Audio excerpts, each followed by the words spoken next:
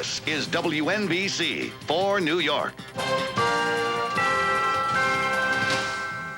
Good evening, I'm Sue Simmons. And I'm Chuck Scarborough. This time tomorrow, William Jefferson Clinton will be President of the United States. Well, the pageantry and the hoopla continue tonight in Washington, D.C., and it's just a warm-up for the big day tomorrow. And in an hour, as a goodwill gesture to Mr. Clinton, Saddam Hussein will begin a ceasefire in the Persian Gulf. Two events merging. While the torch is handed from President Bush to Bill Clinton, Saddam may not be far from their thoughts. We begin our team coverage with News 4's Steve Handelsman. Steve? Good evening from the White House. Well, just 13 hours now, and Iraq will be Bill Clinton's problem. Clinton's big question tonight: does Saddam's latest move mean a breakthrough in this crisis, or just a break in the fighting? UN inspectors tonight are taking Saddam at his word. They're preparing for the first time in 2 weeks to resume flying to look for banned Iraqi weapons. Saddam's inaugural gift to Bill Clinton is a pledge to stop grounding UN flights and to stop menacing coalition warplanes on patrols in the no-fly zones. But on the eve of his inauguration tonight, Bill Clinton is wary, not grateful.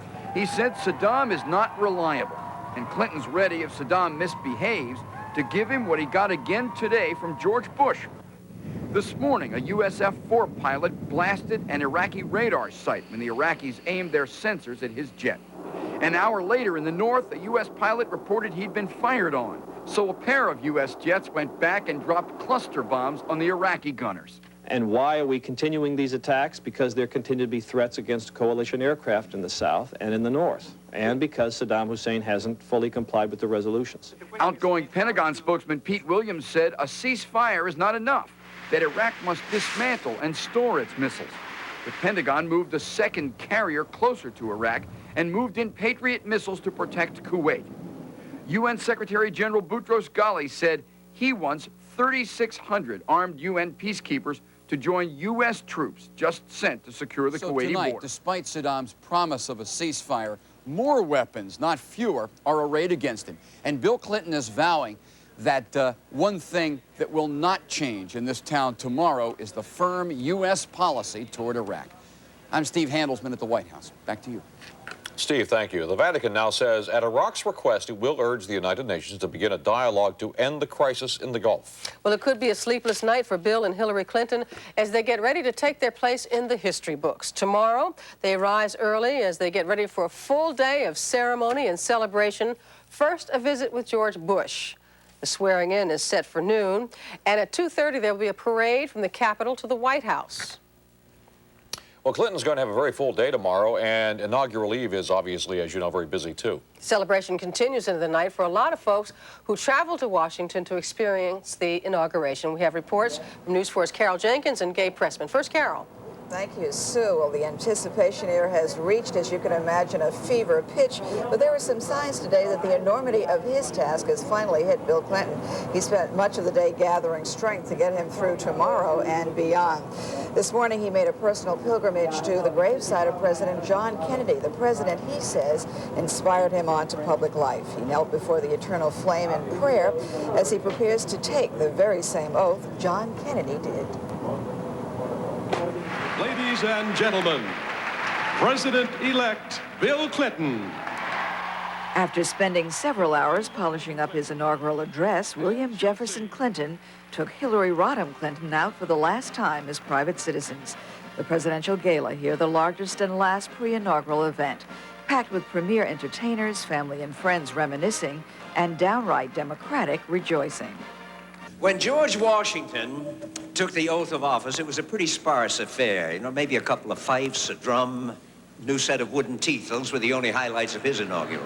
The Clintons loved it. It's 8:45. I know, I hope and pray that you really feel fine. Earlier in the day, Bill Clinton's mood was more serious as he addressed a gathering of governors. He encouraged them to tell it to him straight if they thought he was getting things wrong. I did not run for this job just to warm the seat. I desperately want to make a difference.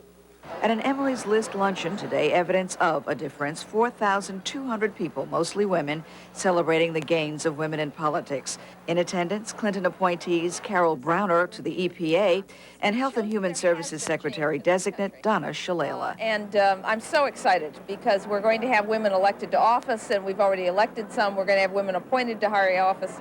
For those that don't think there has been any change in this country, they should come here today. It is expected that President Clinton will sign executive orders before the week is out, but tonight, one last night of lightness before the burdens of this office settle in heavily. Then I dreamed that God would be forgiving. Well, there were countless gatherings here tonight where Bill Clinton's plans were topic. Gabe Pressman was at one of those gatherings, right, Gabe? Yes, and I just came from the first Hispanic Democratic inaugural gala in American history. And it was both a recognition and a celebration of the new importance of Hispanic voters in American politics. There was Mexican and salsa music, and they danced under the slogan, Adelante con Clinton, ahead with Clinton.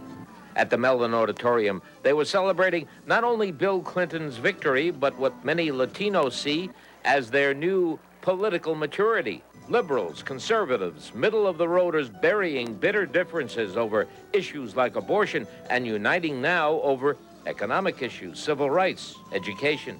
What do you see out there? I see hope. I see a lot of enthusiasm. I see opportunities. I see empowerment. For the Latino community is that we've arrived in the sense that we are an important component of the people that elected Bill Clinton. This is a good time for us to celebrate because we got a new administration, new things are going to happen for this country. They were taking pride tonight, too, in the fact that Clinton has chosen for cabinet positions Federico Pena in transportation and Henry Cisneros in housing. We're at the table and that we can be policymakers. There's not just one Latino in the cabinet, there are two. Well, the extent to which Bill Clinton is talking about housing, jobs, education, infrastructure, health care, they are our issues, and our issues are America's issues at this point.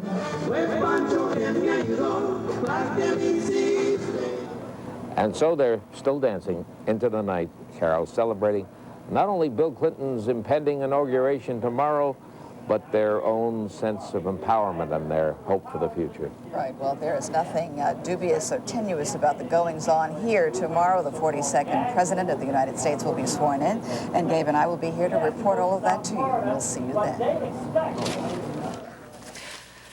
Well, all right, thank you. Our police in Miami are looking for a killer tonight. They know who he is because of the crime, which was recorded by a television camera, and it was graphically recorded. Television viewers across the country saw portions of the tragedy, and news departments had to decide just how much to show. News 4's Lou Young joins us now with this story. Lou? Well, Chuck, the cold-blooded murder of Maritza Martin Munoz might have gone unnoticed in South Florida, but for the peculiar fact that it happened in front of a television camera. Now, the story began as a tabloid TV look at a teenager's suicide. It turned into a frightening document of domestic violence. A distraught father pumped 12 bullets into his former wife. How much do you care to see? Emilio Nunez was putting flowers on his daughter's grave as a news crew from a Spanish-language network taped. His former wife arrived at the cemetery unexpectedly. As you watch this, the woman is seconds from being murdered. The reporter tried to talk with the woman. Nunez, who had apparently threatened his ex-wife before, suddenly lunged past the reporter and began shooting. Cameraman Jorge Delgado continued to tape. The disturbing sequence that follows aired in its entirety on the Telemundo network as well as on NBC Nightly News. News 4 New York has decided not to show the actual shooting. The reporter and cameraman ran for their lives after the shooting. The gunman escaped. The NBC network received 400 protest calls, we're told, here in New York alone. NBC's Miami station, WTVJ, planned to rerun the tape on its late newscast. A spokesman said it's not as graphic as some war video or scenes from Somalia. It shows a real problem with domestic violence. NBC News wouldn't comment tonight on his decision to run the tape. As for Emilio Nunez, he left his current wife and stepson behind at that cemetery and later ditched his car and is still being sought by South Florida police tonight. Chuck, Sue? Thanks, Lou. All right. Well, still ahead on News 4, the ugly custody battle between Woody and Mia could be over tonight. We'll have exclusive details. Angry charges involving Madonna and Joey Buttafuoco. Police collar a mob fugitive, and Al has a preview of the weather. Well, Sue, it's pretty chilly out there tonight. And what about tomorrow as Bill Clinton becomes sworn in as our president? Well, I think you'll like the details as everyone's favorite son makes an appearance. We'll have the details as News 4 at 11 continues. The worst of that feud between Woody Allen and Mia Farrow may be over. As News 4's John Miller reported exclusively at 5, the former lovers have reached a settlement in their child custody dispute. John has that story plus new details tonight. After a heated hearing last week in which both sides charged abuse and manipulation of the children, lawyers for Woody Allen and Mia Farrow reached an agreement today. News 4 has learned that Mia Farrow will give in to both of Woody Allen's demands. That 7-year-old Dylan, the child who is at the eye of this storm, will go into therapy, and that Woody Allen can resume visits with his 4-year-old son, Satchel. Tonight, in a statement issued to News 4, Woody Allen said he would not press for visitation with Dylan just yet. Quoting now, "As much as I miss the little girl, I feel it's overwhelmingly in her best interest that she be allowed to get the psychological help her mother has withheld from her." The longer or the deeper the hiatus that occurs between parent and child, especially at Satchel's age, is most detrimental to the child's best interests. He needs a father. The Allen-Farrow mess was sparked by Allen's affair with Farrow's 21-year-old adopted daughter from a previous marriage. An angry Mia Farrow then leveled charges that Allen allegedly sexually abused his 7-year-old daughter, Dylan, causing visitation with the other children to be cut off. After 7 months of trying to verify that charge, Connecticut authorities have still not found enough evidence to mount a prosecution. Tonight, Woody Allen and Mia Farrow are together, although not in the coziest circumstance. They're being interviewed at Yale New Haven Hospital by the team of experts. That team still trying to determine if there's any truth to the allegations leveled by Farrow that Woody Allen sexually abused Dylan. John Miller, News 4, New York. Because of today's visitation agreement, a hearing scheduled for next week has been put off. Well, tonight, Long Island kidnapping victim Katie Beers is experiencing a new kind of family life. News 4 has learned that Katie is now living with 2 foster parents and their 4 children. Also today, a grand jury indicted John Esposito, the family friend who admits keeping Katie in his homemade dungeon for 16 days. Sources say the indictment charges Esposito with molesting the 10-year-old in addition to kidnapping her. Katie also told police that Esposito threatened to hang himself on the day before he turned himself in. Well, tonight, police still don't know who shot at Joey Buttafuoco yesterday morning at his Long Island auto body shop. But today, Buttafuoco's lawyer says a stunt by Madonna could have inspired the attack. That was on the most recent Saturday Night Live. On Sunday, Buttafuoco reportedly received a death threat. On Monday, he dodged a bullet. Buttafuoco's lawyer, who advised him during the Amy Fisher case, says the link to Madonna is not far-fetched. Perhaps it was as a result of her statement, perhaps it wasn't. But somebody that has that type of following, before they do something like this, should at least think twice. Well, no one was hurt in yesterday's shooting. Well, in the words of the FBI, another day, another dawn. Today, after an intensive 2-year hunt, the feds finally caught up with the most wanted mobster in the United States, Anthony Gaspipe Queso. They found him in a secluded house in Mount Olive, New Jersey. Gaspipe was second in command in the Lucchese crime family. He earned his nickname by being pretty handy with a blowtorch, especially around bank safes full of money. Straight ahead on News 4, confirmation hearings begin for a controversial Clinton appointee.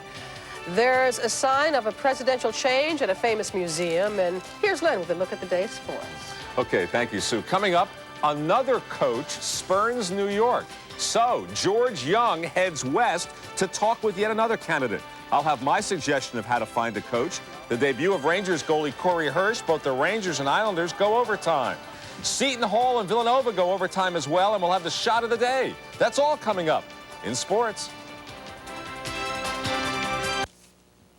New York fire officials are smoking hot after buying a pair of leaky fire boats that don't work. The 2 boats cost $7 million, but they have no spare parts, and now the boats are sitting idle in the Brooklyn Navy Yard. And the city's considering a lawsuit against the New Orleans company that manufactured these Boats they consider now useless. It's $7 million a pop? You know what? What? It's the same company that made that $23 million space toilet. It's amazing. These guys are getting away with murder. I'll tell you, it's kind of chilly out there right now. But that's your editorial statement That's for it. tonight. I'm done. Stick a fork in me. I'm done. Let's check it out. It would have to be a very chilly night to get that fork in, and you'll see it is chilly. 29 degrees right now under clear skies. Our winds are coming out of the west at 6, relative humidity 53%, barometer holding steady. The tri-state area conditions at this hour, it's all the way down right now. If we could take a look at our current conditions, we could do that. Thank you.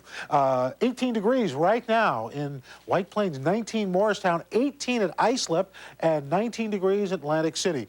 Now on the satellite picture, we will show you that we've got a big area of high pressure that is going to keep skies clear, but also keep things cold with light northerly winds and radiation cooling. No clouds overhead to hold in the heat. It's going to get chilly tonight, single digits north and west, low teens everywhere else. But the good news is that high pressure is going to keep things clear from Boston all the way down to Washington, D.C. Speaking of D.C., let's check out the inaugural weather. Tomorrow morning, 10 a.m., clear and cold 32. 12 noon, when Bill Clinton gets sworn in as president, it should be sunny, a high of 38. 4 o'clock, sunshine and cool 45. Then for the inaugural balls, partly cloudy and a temperature of 36 degrees. Our forecast for tonight, clear skies, single digits to low teens in the northern and western suburbs, upper teens to low 20s for the overnight lows. Then for tomorrow morning, you can expect mid-teens to mid-20s under sunny skies, but still kind of breezy, so it will feel even chillier out there. And the winds even pick up tomorrow, west-northwesterly, so with temperatures in the upper 30s to low 40s, it's going to feel cooler with sunshine, but breezy conditions. Wind chills will be a factor tomorrow. And as we move on into the week, well, things actually start warming up. For Wednesday, as we said, a high of 43 degrees. Thursday, partly sunny, 45. Some rain on Friday, but look at that, a high of 46. Saturday, variably cloudy, 42 degrees. Thickening clouds Sunday, and a temperature of 40 degrees. And just so you know, I've got a $3 million plunger for you, in case you're interested. Thank you. And I just may be interested. Okay. All right, thank you. After this, illegal workers and a Clinton cabinet appointee, as News 4 continues. It is a dilemma which haunts working parents every day. How do you take care of the home and the kids while you're out earning a paycheck? Well, some people hire illegal household help, and most who do get away with it. As Krista Bradford reports, one exception is Attorney General designate Zoe Baird.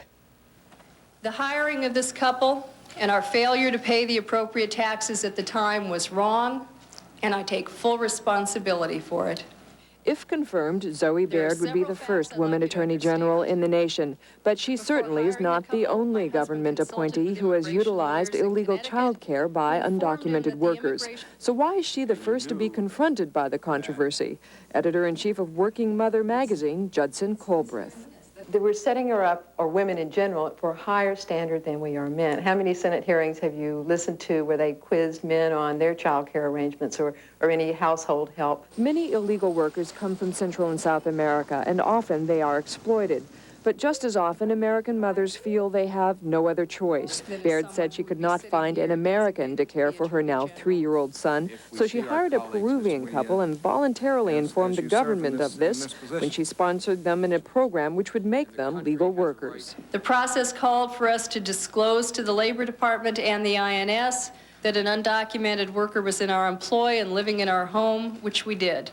The government has turned their heads for over 20 years. They've looked the other way as this underground nanny market has flourished. Baird is paid a $3,000 immigration fine and $12,000 in back Social Security taxes. And now it is likely that she will be confirmed as Attorney General, overseeing enforcement of immigration law. Krista Bradford, News 4, New York. There are some 11 million children who are candidates for daycare, but only 86,000 child care centers. And most are only open during the day shift. Well, sports is next as we continue for you on News 4. Will Denver's Dan Reeves be wearing his suit and tie on the sidelines of the Meadowlands?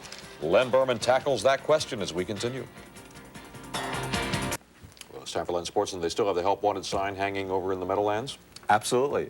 Yeah, no, we're going to, that leads into something we have to later on. Oh, chalk up another one who doesn't love New York. Dave Wanstead turned down the Giants for the Bears. Perhaps he didn't want to compete with his friend Jimmy Johnson, the NFC East. He coaches Dallas. Maybe that's why he ultimately chose Chicago and Bears president Mike McCaskey. So, Giants general manager George Young immediately headed to Denver to talk with former Broncos coach Dan Reeves. How serious was the Giants' pursuit of Wannstedt? The talks were very intense in New York. That was as far as it really went. The reasons were easy. I mean, after Mike and I visited and I was very comfortable with the direction that the organization was going, I had a strong feeling for the Bears all along. And personally, with my family, we're excited about living in Chicago. And here is Dan Reeves in Denver today after he met with George Young for 4 hours in a hotel near the Denver airport. All Reeves would say off camera is that the two exchanged ideas. Bill Parcells, who had defeated Reeves in Super Bowl 21, is rumored to be heading to New England. Now, I can't blame George Young for wanting to start over. After all, Parcells did leave the Giants high and dry 2 years ago. But, George, just don't say whoever you get was your first choice all along. The Rangers in Detroit tonight. The NHL debut of 20-year-old goalie Corey Hirsch. Here he stopped Steve Yzerman. Hirsch with 30 saves on the 32 shots he faced. Third period, far side, Mark Messier goes down, injures his hand. He is undergoing x-rays to determine the extent of that injury. Now, 2-1 Detroit, 6 minutes left. Darren Turcotte, shorthanded, beats Tim Cheveldae. That tied at 2-2. That's how it ended. And the Islanders hosting Boston at the Coliseum tonight. The Islanders in the home white, they too trailed 2-1 in the third. Tom Curvers, the blast through John Blue's legs. That tied it 2-2 midway through the third. Now late in the game, the Islanders on a 2-on-1 break. Steve Thomas's shot, and it goes off his mask as he goes down. That was the last big chance. Wasn't hurt. Like the Rangers, the Islanders wound up tied 2-2. The NBA will announce tomorrow what, if anything, they'll do about Charles Barkley. He criticized the officials at the Garden yesterday. Along the way, he made some racial comments which did seem inappropriate, particularly on Martin Luther King's holiday. In college basketball tonight, Villanova in the dark against Seton Hall. Lance Miller for the Villanova Wildcats ties the game with 22 seconds left. Now, score tied. 2 seconds left.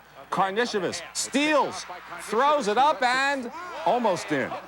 That forced overtime. Seton Hall went on to win it 66-61, and Rutgers beat Utah State 113-93. Boxing tonight in Boise, Idaho. It's WBA middleweight champion Reggie Johnson against Ki-Yoon Song. The Korean sticking his tongue out at Johnson and raising his arms as if to say, "You are not hurting me." That was the 7th round. He was hurt. It was stopped in the 8th. Johnson defending his title. At the Australian Open, Yvonne Lendl ousted in the first round today by Christian Bergstrom of Sweden. Chris Bailey in the far court against Michael Chang. Watch Chang here, behind the back. Cute little shot. Not only does he win the point, he wins the match in straight sets. You know, maybe the Giants are taking the wrong approach in looking for a coach. Maybe they should place an ad in the newspapers. As you were saying, help wanted. As a public service, we've written the ad for them. Help wanted, must be willing to locate, must be willing to follow orders of General Manager George Young, must like working with people, that's pretty important, and you must love New York. All inquiries call George Young at Giant Stadium, and I know that George sincerely appreciates our help. He's going to slap you silly. Well, he's in Denver talking to Reeves in a hotel room, so you're safe for at least the time of a flight back. Yeah, thanks, Len. Thank you, Len. When we come back, President Bush gets the boot early. We'll have to explain that one.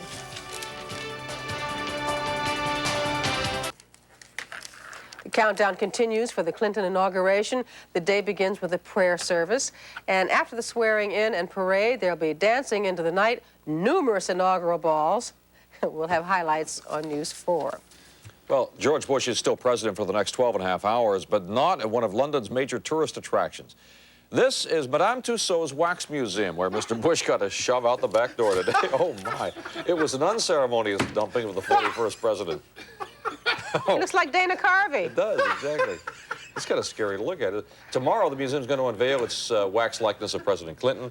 Mr. Bush is headed for storage. The museum says that's where he's going to stay unless history is particularly kind to him. I hope he didn't see that tape. No. It's depressing. It's disturbing. See you tomorrow. Thanks for joining us.